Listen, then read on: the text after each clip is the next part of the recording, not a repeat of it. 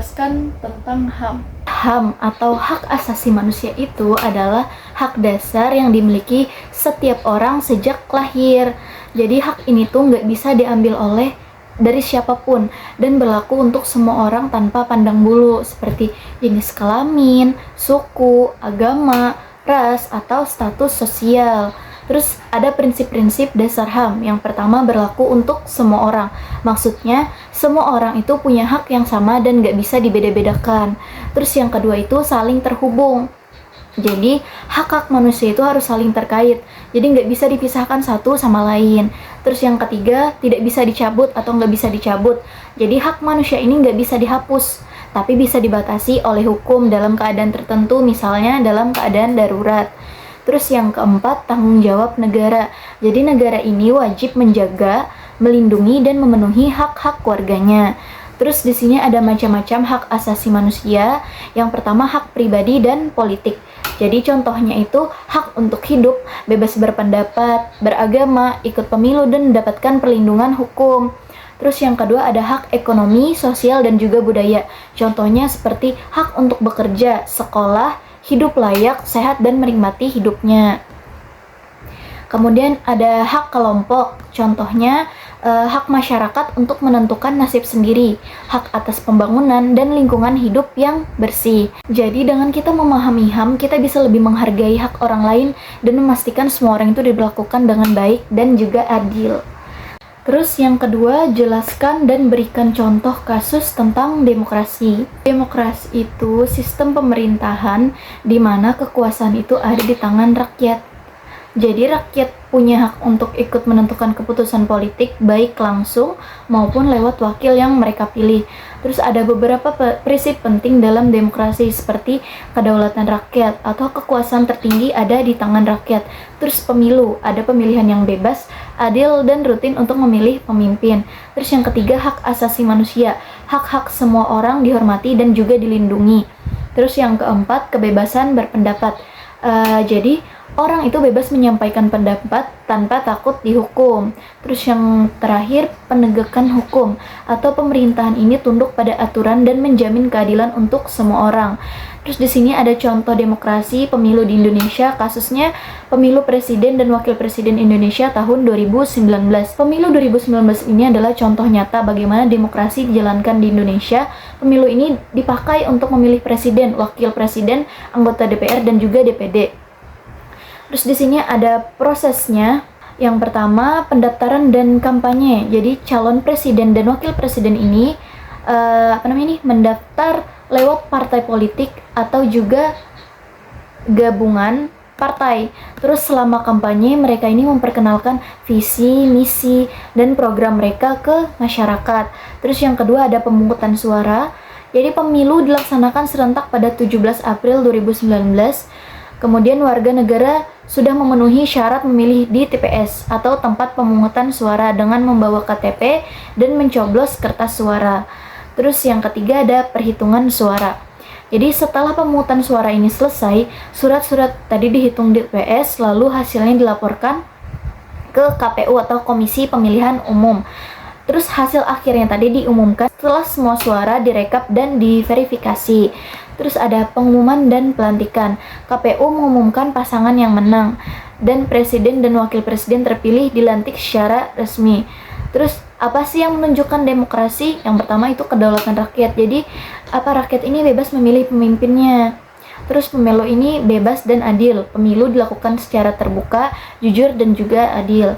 Terus kebebasan berpendapat, semua calon ini bebas menyampaikan ide mereka. Penegakan hukum, ada lembaga independen yang mengawasi supaya pemilu berjalan jujur dan juga transparan.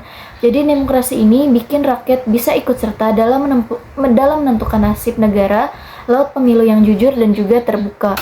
Contoh pemilu 2019 ini menunjukkan bagaimana demokrasi dijalankan dalam kehidupan sehari-hari, bukan cuma teori. Kemudian soal yang ketiga, bagaimana pendapat Anda mengenai otonomi daerah? Apa sih itu otonomi daerah? Jadi otonomi daerah ini adalah kebijakan yang memberi wewenang ke pemerintah daerah untuk mengatur dan mengurus urusan mereka sendiri. sesuai kebutuhan lokal. Tujuannya agar pemerintahan lebih efisien, efektif, dan cepat tanggap terhadap kebutuhan masyarakat setempat. Di sini ada keuntungan otonomi daerah. Yang pertama itu pelayanan publik lebih baik karena pemerintahan daerah lebih ngerti kebutuhan warganya. Mereka itu bisa mengasih pelayanan yang lebih tepat dan juga cepat. Terus yang kedua ada masyarakat lebih berdaya. Maksudnya masyarakat ini bisa ikut aktif dalam pengambilan keputusan dan pembangunan daerah mereka. Terus yang ketiga ada potensi daerah berkembang. Jadi setiap daerah itu punya kerugiannya, punya keunggulannya masing-masing. Dengan otonomi, daerah bisa lebih fokus mengembangkan potensinya sendiri. Terus yang keempat ada pembangunan lebih merata. Daerah ini mempunyai kewenangan untuk mengatur sumber dayanya sendiri, jadi pembangunan bisa lebih adil dan juga berkelanjutan. Terus yang kedua ada tantangan otonomi daerah. Yang pertama itu ada kemampuan pemerintahan daerah. Jadi nggak semua pemerintah daerah itu siap mengelola otonomi. Ada yang kurang sumber daya atau kemampuan, jadi hasilnya bisa timpang. Terus yang kedua ada korupsi dan penyalahgunaan wewenang. Kalau pengawasan kurang ketat, otonomi ini bisa jadi peluang buat korupsi atau salah gunakan kekuasaan. Terus yang ketiga itu ada kesenjangan antar daerah. Jadi daerah yang kaya sumber dayanya ini biasanya itu lebih cepat maju. Sementara daerah yang miskin bisa makin tertinggal jauh. Terus ada saran untuk mengatasi tantangan otonomi daerah. Yang pertama itu tingkatkan kemampuan pemerintahan daerah. Jadi pemerintah pusat itu bisa membantu lewat pelatihan, pendidikan atau pendampingan biar daerah itu lebih siap mengelola otonomi daerah. Terus yang kedua ada perkuat pengawasan dan transparansi. Jadi pengawasan ini harus ketat. Ada audit rutinnya dan pakai teknologi buat memantau biar nggak ada yang curang. Terus yang ketiga ada bagi sumber daya secara adil. Pemerintahan pusat ini harus bantu daerah yang kurang maju dengan sumber daya tambahan biar nggak terlalu timpang. Ada kerjasama antar daerah atau dorong daerah-daerah buat saling bantu, berbagi pengalaman dan bekerja sama mengatasi tantangan bersama. Jadi kalau dikelola dengan baik, otonomi daerah ini bisa bikin pembangunan lebih merata, adil, dan membawa manfaat bagi semua masyarakat di Indonesia. Kemudian soal keempat yaitu analisislah tentang masyarakat madani. Masyarakat madani ini adalah istilah untuk menggambarkan masyarakat yang beradab, adil, dan demokratis. Dalam masyarakat ini, warga aktif ikut serta dalam urusan publik. Hak asasi manusia dihormati dan hukum berjalan adil untuk semuanya. Ciri-ciri dari masyarakat madani ini adalah adil dan setara. Jadi semua orang diperlakukan sama dan punya hak yang sama tanpa ada diskriminasi. Terus yang kedua, warga aktif ikut serta. Maksudnya orang-orang ini terlibat dalam pengambilan keputusan, baik melewati organisasi, partai politik, atau diskusi publik. Terus bebas berpendapat dan berkumpul. Semua orang ini bebas mengutarakan pendapatnya, berkumpul dan membentuk komunitas tanpa rasa takut atau tanpa diintimidasi atau tanpa merasa diintimidasi oleh orang. Terus pemerintahan yang baik. Pemerintah bekerja dengan jujur, transparan, dan bertanggung jawab pada rakyatnya. Terus yang terakhir, menghormati hak asasi manusia. Hak semua orang ini dijaga dan dihormati, tidak ada yang boleh ditindas atau diperlakukan tidak adil. Contoh dari masyarakat madani di kehidupan sehari-hari, yang pertama organisasi non-pemerintah atau lembaga yang membantu masyarakat seperti advokasi, membantu komunitas kecil, atau mengawasi kebijakan pemerintah. Terus ada forum diskusi, adanya tempat atau acara untuk orang-orang menyuarakan pendapat atau memberi masukan pada pemerintah. Ada juga media yang bebas, media yang independen, mengawasi pemerintah dan memberi informasi jujur ke masyarakat. Ada juga pengawasan hak asasi manusia. Lembaga seperti Komnas HAM atau hak asasi manusia ini melindungi hak-hak warga dan menyelesaikan kasus pelanggaran HAM. Juga ada tantangan membentuk masyarakat madani. Pertama, ketimpangan sosial dan ekonomi. Kalau ada kesenjangan antara si kaya dan si miskin, partisipasi masyarakat jadi tidak merata. Terus korupsi ini bikin orang jadi tidak percaya sama pemerintah. Intoleransi dan diskriminasi. Kalau ada sikap yang tidak menghargai keberagaman, harmoni dalam masyarakat bisa terganggu. Terus ada kurangnya pendidikan. Kalau orang kurang paham soal hak, hukum dan demokrasi, mereka jadi tidak tahu bagaimana berperan dalam masyarakat. Cara mewujudkan masyarakat madani yang baik, ada pendidikan yang baik, ajak semua orang untuk belajar tentang hak asasi manusia, demokrasi, dan pentingnya ikut dalam urusan masyarakat. Dukung organisasi masyarakat. Lembaga-lembaga yang membantu masyarakat perlu didukung agar bisa bekerja dengan baik. Terus ada juga promosikan toleransi, dorong masyarakat untuk saling menghargai perbedaan supaya tercipta kerukunan dan kedamaian. Jadi masyarakat madani ini bisa tercipta kalau kita semua ini, baik rakyat maupun pemerintah, bekerja sama dengan mendukung hak semua orang, saling menghargai dan mengawasi jalannya pemerintah. Kita bisa hidup di masyarakat yang adil, damai, dan juga demokratis. Soal yang kelima, sebutkan nama-nama tokoh dan jelaskan mengenai tata kelola pemerintahan yang baik dan juga bersih. Tokoh-tokoh yang mendukung pemerintahan yang baik dan juga bersih. Yang pertama ada Pak Prabowo Subianto. Sebagai Presiden Indonesia, Prabowo ini sering menegaskan pentingnya pemerintahan yang bersih dari korupsi dan penuh integritas. Dalam berbagai kesempatan, beliau mendorong penerapan tata kelola pemerintahan yang baik di setiap lapisan pemerintah. Yang kedua ada Margono Djojo Hadikusumo atau kakeknya Prabowo, kakeknya Bapak Prabowo. Beliau adalah Direktur Bank Indonesia pertama yang terkenal akan integritasnya. Ia memberikan kontribusi besar dalam membangun tata kelola yang baik di bidang ekonomi dan pemerintahan.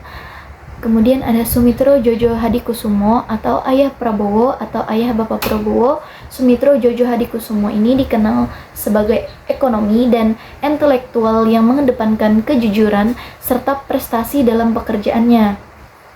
Prinsip-prinsip tata kelola yang baik juga diwariskannya kepada generasi penerus.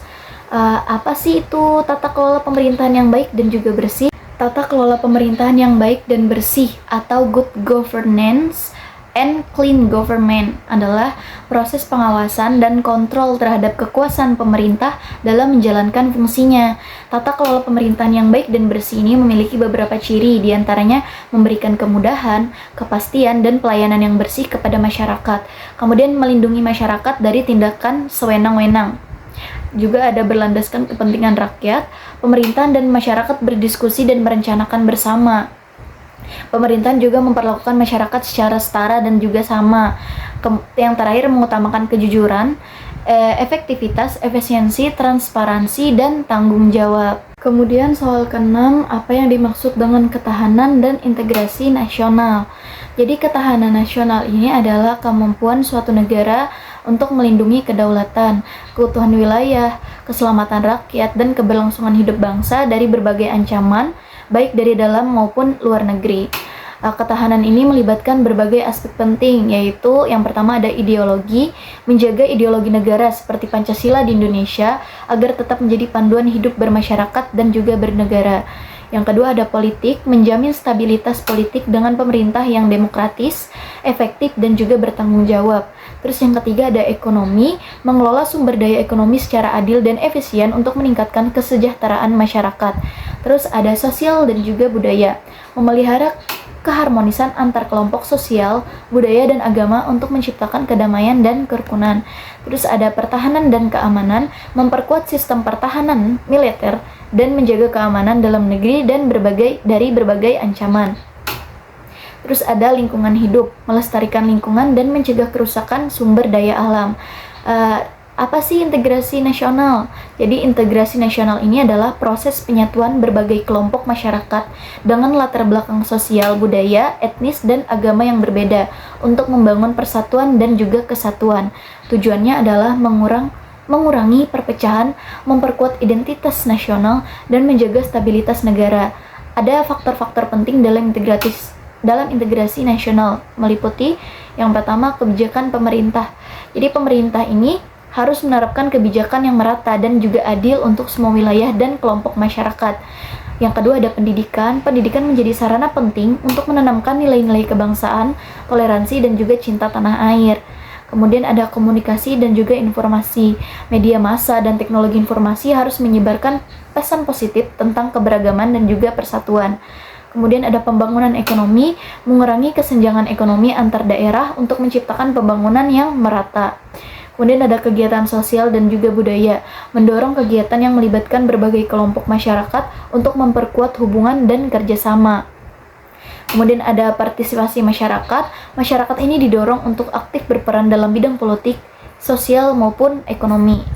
Hubungan ketahanan nasional dan integrasi nasional, yaitu ketahanan nasional dan integrasi nasional ini saling mendukung. Ketahanan nasional ini yang kuat hanya dapat dicapai jika persatuan dan kesatuan masyarakat terjaga melalui integrasi nasional. Sebaliknya, jika integrasi yang kokoh akan memperkuat kemampuan negara dalam menghadapi berbagai ancaman dan tantangan, baik dari dalam maupun juga luar negeri. Dengan ketahanan integrasi nasional yang baik, sebuah negara ini mampu menjaga stabilitas, melindungi warganya, dan meraih kesejahteraan bersama. Soal yang terakhir atau soal yang ketujuh, menurut pendapat Anda, apa yang dimaksud dengan wawasan Nusantara? Jadi wawasan Nusantara ini adalah cara pandang bangsa Indonesia dalam mengelola dan menjaga wilayahnya yang luas dan terdiri dari ribuan pulau. Konsep ini menekankan pentingnya menjaga persatuan dan juga kesatuan bangsa dalam berbagai aspek kehidupan, seperti politik, ekonomi, budaya, sosial, pertahanan, dan juga keamanan. Berikut ada poin-poin penting dari wawasan Nusantara. Yang pertama ada aspek-aspek wawasan Nusantara. Yang pertama ada kesatuan wilayah. Jadi semua pulau dan daerah di Indonesia ini dipandang sebagai satu kesatuan yang utuh. Setiap bagian wilayah dari Sabang sampai Merauke adalah bagian penting dari Negara Kesatuan Republik Indonesia. Yang kedua ada kesatuan sosial dan juga budaya. Meskipun Indonesia ini memiliki banyak suku, budaya dan juga bahasa, agama semuanya dihormati dan dianggap sebagai kekayaan bangsa yang harus dijaga untuk memperkuat persatuan dan kesatuan. Terus ada kesatuan pertahanan dan juga keamanan. Semua wilayah Indonesia ini harus dilindungi dari ancaman, baik dari dalam maupun luar negeri, dengan sistem pertahanan dan keamanan yang kuat dan terpadu. Yang kelima, kesatuan politik. Stabilitas politik dijaga melalui pemerintahan yang demokratis dengan memastikan semua warga negara terlibat aktif dalam kehidupan politik. Terus ada contoh dari penerapan wawasan Nusantara. Pendidikan nasional. Pendidikan ini harus mengajarkan pentingnya persatuan dan kesatuan bangsa. Misalnya melalui pelajaran Pancasila dan kewarganegaraan yang menanamkan nilai-nilai kebangsaan. Kemudian pembangunan yang merata. Pemerintah ini perlu fokus membangun infrastruktur di daerah-daerah terpencil agar tidak ada wilayah yang tertinggal. Jadi tidak mesti hanya di kota-kota saja, tapi di wilayah-wilayah yang terpencil pun juga harus membangun infrastruktur. Kemudian ada penguatan keamanan dan pertahanan, menjaga perbatasan negara dan bekerja sama dengan negara tetangga untuk menjaga stabilitas kawasan. Kemudian juga ada menghargai keberagaman, mendorong masyarakat merayakan keberagaman melalui kegiatan budaya seperti misalnya festival seni dan dialog antar agama. Kemudian yang terakhir ada pengelolaan sumber daya alam. Sumber daya alam ini dikelola secara bijaksana agar manfaatnya tadi bisa dirasakan oleh semua masyarakat, sekaligus menjaga lingkungan tetap lestari. Dengan menjalankan wawasan Nusantara, Indonesia ini bisa menjaga persatuan dan juga kesatuan bangsa, sekaligus meningkatkan kesejahteraan masyarakat secara merata. Sekian jawaban dari saya, kurang lebihnya mohon dimaafkan. Wabillahi taufiq wal hidayah. Wassalamualaikum warahmatullahi wabarakatuh.